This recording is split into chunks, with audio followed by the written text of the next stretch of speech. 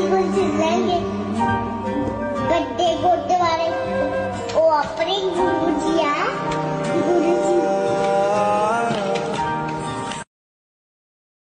के बाबा जी को चलेंगे